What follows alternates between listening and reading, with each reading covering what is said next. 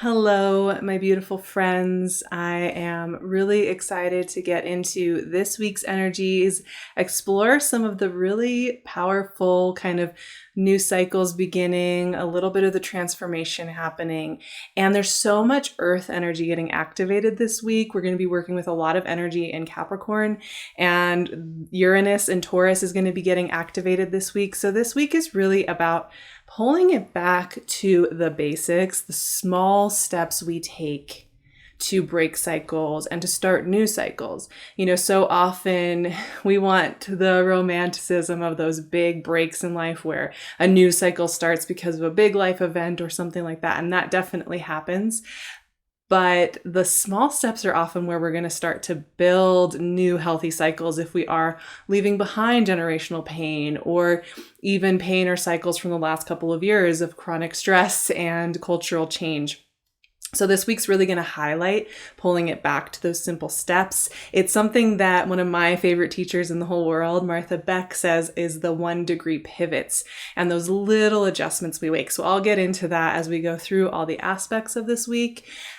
As you can tell, I'm still reporting from my interim space. I'm still in the US for a couple of weeks. I gave myself a little cushion of time.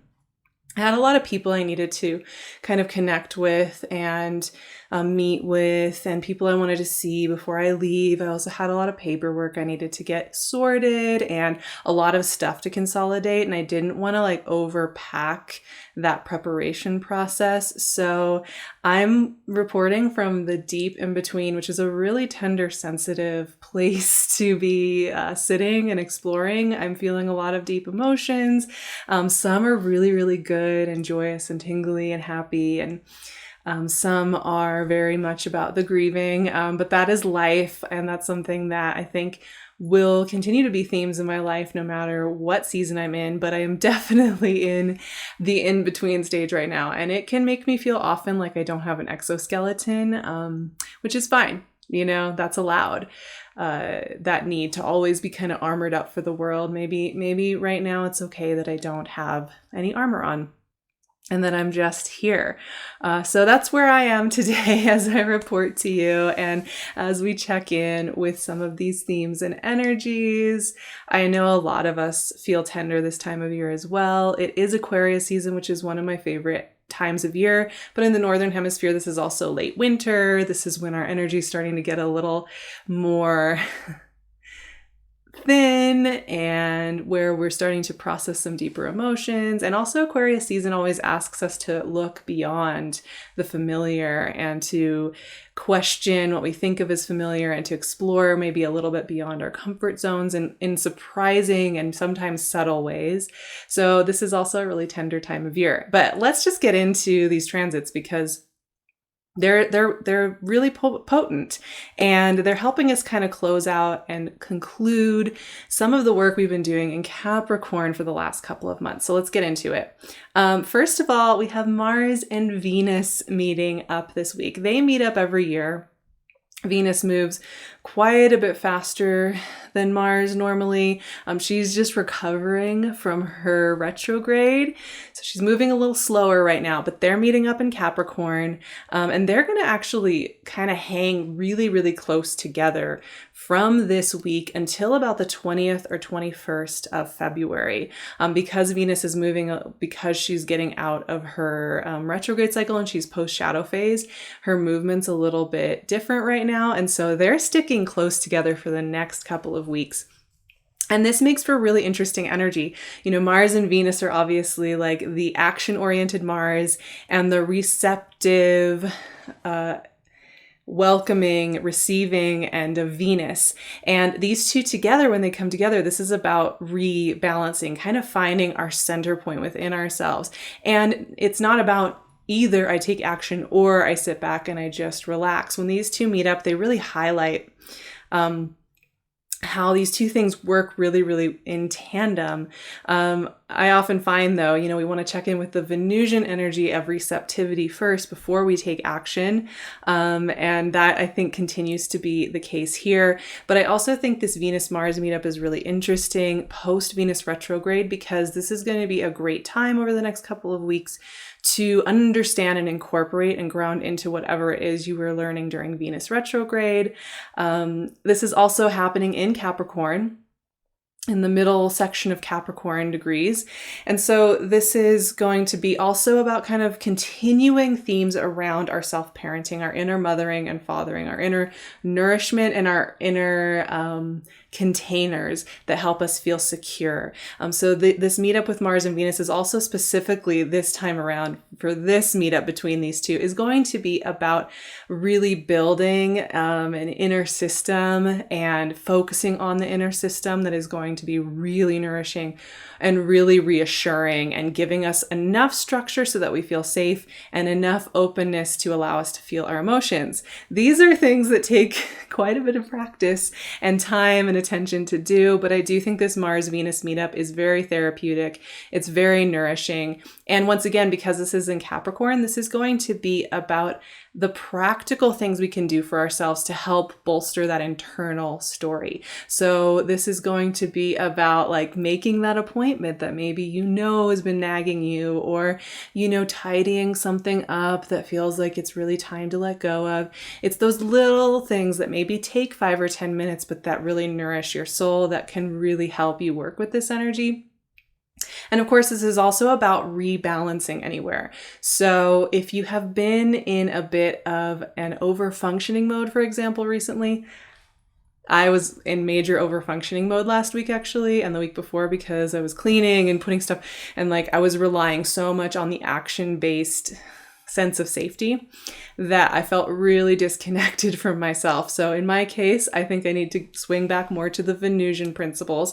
Or you may have felt really inert and you had to just stay kind of in more of a passive kind of just waiting and listening role. This is going to be a great time if you've been emphasizing either the action or just the receptivity and you want to find rebalance. The next couple of weeks are also really helpful for doing that and kind of amplifying one side and maybe relaxing another if you've been feeling a little out of whack in that way. This week's also interesting because that meetup is going to loosely trine Uranus and Taurus. So Mars and Venus are going to be kind of doing this really symbiotic conversation with Uranus. And Uranus is the pattern breaker. Uranus is the let's change things up, right? So every time this gets activated, we're going to be working with stepping outside of what we kind of consider familiar. And because this is so much in grounded energy, and we're talking about inner parenting, and we're talking about our inner systems, and we're talking about how we take care of ourselves on a fundamental, basic grounded level.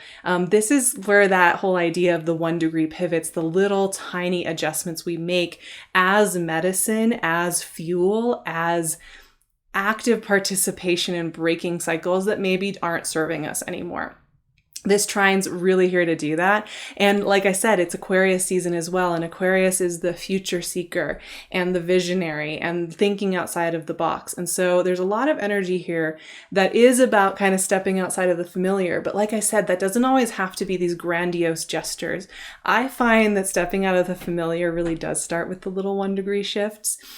And it can be a really fun place to explore how you want to show up to your life and the little places where you are allowed, in fact, to make adjustments and changes. And so often we cut ourselves off at the knees there and say, oh, well, I'm not allowed to change that because we've always done it that way. We've always, had dinner at this specific spot in the house, so we can't sit anywhere else. And when you give yourself just a little breath to say, I'm ready to just change it up a little bit, this can really release some of that cyclical holding on to something old. Finally, this week, Mercury, who is in post-shadow phase right now till about the end of the month, or a little before the end of the month. But for the next couple of weeks, Mercury's in post shadow is meeting up with Pluto for the third time in several weeks, or in like the last month and a half or so. Mercury's been going over Pluto, over and over Pluto again and again during its retrograde. And this is its last meetup in the post shadow phase. And this is really, really great energy, actually. Mercury meeting up with Pluto, yes, this can be a little bit sensitive because this is going to be addressing how we've been changing, morphing, growing, what our transformation has looked like, what we've lost, what's maybe changed or shifted, and we're recognizing that and acknowledging that, right? So that can be quite tender. But I also think that Pluto is about empowerment. It's not just about the intensity of transformation. It's also about the empowerment we get in embracing our changing selves, embracing the nature of change in the universe, the constant movement and energy and flow of the universe. That's what Pluto's all about, really. So Mercury moving over here, for me, this is really about coming to any peace, any clarity around what Mercury retrograde brought up for you, what Venus retrograde brought up, what December, January meant to you. This is a really great week to see a little more clearly what it is you're meant to take with you moving into the coming months, moving into the spring next month. This is a really, really great conjunction, the Mercury-Pluto conjunction, to understand with hindsight what it is you just learned. And once again, the Mercury-Pluto meetup is happening in Capricorn. So we've got Mars and Venus meeting up in Capricorn. We've got Mercury and Pluto meeting up in Capricorn. They're giving us some real deep clarity and wisdom from the perspective of this grounding inner system, inner parenting dynamic, which has been such a big theme the last couple of months, like truly such a huge theme. So a lot of healing going on. And also, though, I think with all of the planets that are getting activated here, Mercury, Uranus, Mars, Venus, these are all energies that want to live life. They want to move forward in the world, and even Pluto. And so this is also about yes, we've learned some lessons. Yes, we may be grieving some things or releasing some things or exploring some things or looking back in hindsight. But this is also about the will to live, like the excitement and the curiosity and the joy and the hunger for movement and change. And it's all about allowing ourselves to also kind of pursue those new energetic chapters of our lives. So there's a lot of support there for taking those actions and not feeling like you have to hold yourself back or wait for a better time or wait for yourself to be fully healed or wait for, the post-shadow phase of Venus and Mercury to end. This is about just starting now with the little ingredients that you have right at your fingertips. So I really love that energy. It's, I think, something that we need. The Capricorn lessons just always come in and are just these deep, bone deep times. And I feel like, we've moved on from a lot of the heavier transits with Capricorn. We were working with Saturn and Jupiter in Capricorn for a while. The South Node in Capricorn for a while, like a year and more ago. And now we're having a little review. But every time Capricorn gets seriously lit up, I always feel like this is where we go to check on our foundations. And we do any checkups on that foundation. We change out the foundation sometimes. We replace some of those cement blocks or those anchor points, right? It goes deep. And I definitely have felt that, and I'm sure many of you have as well. So I am shuffling here my Animal Totem Tarot. I haven't pulled it out for a little while. It's the Ten of Swords. This card's been really liking to come out in our weekly readings recently. Let's pull a card to go with that. When I see Ten of Swords, and in this deck it's the pigeon, I'm thinking about that Mercury-Pluto meetup. And I'm thinking about how there's a lot about this week that's about coming to peace with what has passed in our lives and what we've kind of struggled with or been through, and stop trying to fix the past by trying to be somehow perfect in the present or to like repeat the past and then like make it better somehow. It's about letting go of that, letting go of trying to repeat something in order to fix it. And the High Priestess, the Black Widow. Okay. Yeah, it's deep imagery here. The Ten of Swords is the pigeon in this one. And the Ten of Swords is about that ultimate release we have in a cycle where it's no longer about fighting that battle, getting in the middle of it, but totally surrendering to that release. And I always find a really deep breath of relief when I see the Ten of Swords, because while it often does have graphic imagery and it is about death and it is about this kind of intense, heavy energy, it's about the peace that comes with letting go. And I do feel like, it has been quite the homework couple of months for all of us with Venus retrograde, with Mercury retrograde, with some of the transitions and shifts we've been making with the energies. It's also the beginning of some new energies. The High Priestess is such an interesting one to come into the mix here. In this deck, it is the Black Widow. But the High Priestess is all about the wisdom we get from sitting still and listening to the mystic wisdom, right? The unseen, the hidden, the void wisdom, the wisdom that comes from the place that is about no thing. And taking the time to sit there with it. In fact, I want to read the High Priestess note from this deck because I know it's really beautiful and I haven't read it for a while, and it just sounds like a nice way to close out our chat today. So here we go. It's all too easy to allow those around you to tell your story for you, to strip you of your divine power and weigh you down with labels and limiting beliefs about who you should be. But it is much harder to create yourself through the lens of your own divine vision, to be truly you, inside and out, without shame or guilt.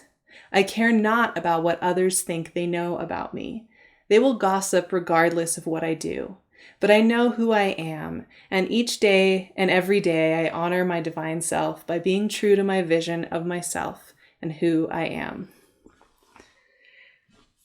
Yeah, and I think it's so interesting in this chat today, thinking about what it means to be like with ourselves and not be in shame and guilt and not be like self-editing. And I think so often when we first hear that, especially if you're a really conscientious, sensitive person, it's like, well, I don't want to trample on other people by being myself. Or there's kind of this mythology that in being ourselves and honoring ourselves, it's going to be some kind of bombastic thing that steps on everybody else's toes. But so often being ourselves is a very quiet, intimate thing that just happens in the small details of the day. It happens in the way we show up into a room.